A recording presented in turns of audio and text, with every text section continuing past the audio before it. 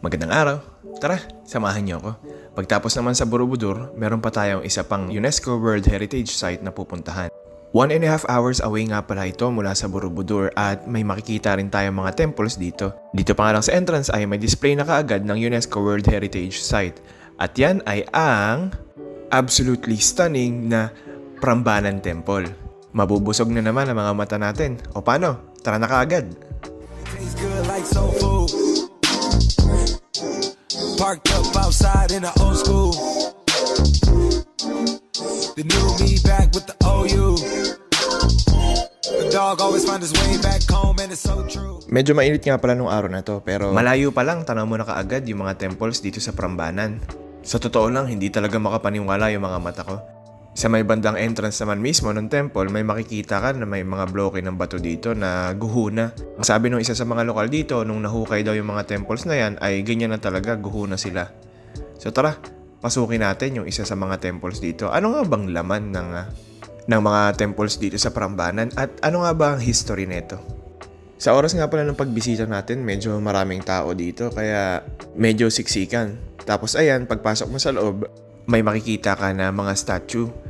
At talagang interesante rin nga pala yung storya nitong Prambanan Temple. O siya, ikikwento ko sa inyo. Ito na nga ang storya. Noong unang panahon daw, itong Prambanan ay may hari na ang pangalan ay Prabu Baka. Takot yung mga tao sa kanya kasi mukha raw siyang higante.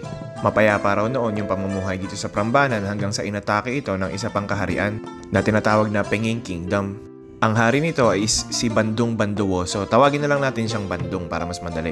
Itong hari na to yung medyo masama yung ugali. Tapos meron siyang superpowers tsaka meron siyang mga genie.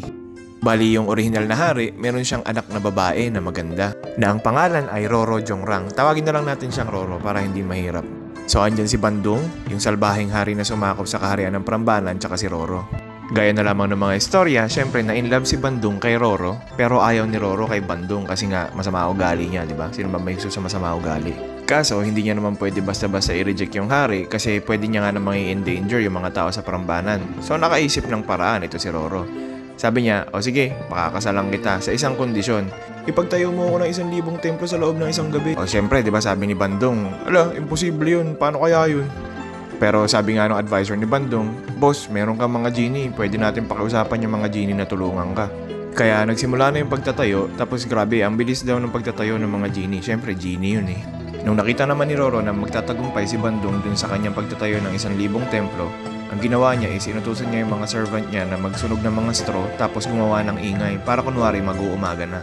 Ayaw kasi ng mga genie sa sikat ng araw, takot sila doon. Kaya nung akala nila mag-uumaga na, sabi nila, tara tol, bounce na tayo, mag-uumaga na, bahala na si boss dyan. Hindi naman mapatigil ni Bandung yung mga genie sa pag-alis. Kaya nagalit si Bandung kasi nga syempre nandadaya si Roro. Eh sabi ni Bandung, ha, hindi mo kami madadaya. Meron na akong 999 na temples, isa na lang ang kulang. At dahil dyan, ikaw Roro, ang gagawin kong pang 1,000 templo. Gamit yung magic ni Bandung, ginawa niyang isang batong templo si Roro. Siya yung pang 1,000. At ayun ang storya ng Prambanan Temple. Andito nga rin pala yung sinasabing statue ni Roro. Ang galing no? Meron nga rin palang ibang mga activities dito bukod sa pagbisita doon sa mga templo. Gaya na lamang nitong archery. Super enjoyable yung trip dito sa Prambanan kasi ang dami rin nating nakita and ang dami rin nating nagawa tapos may mga natutunan pa tayong storya. O paano? Hanggang dito na lang muna. Like and follow para palagi kitang kasama. Hanggang sa muli, paalam!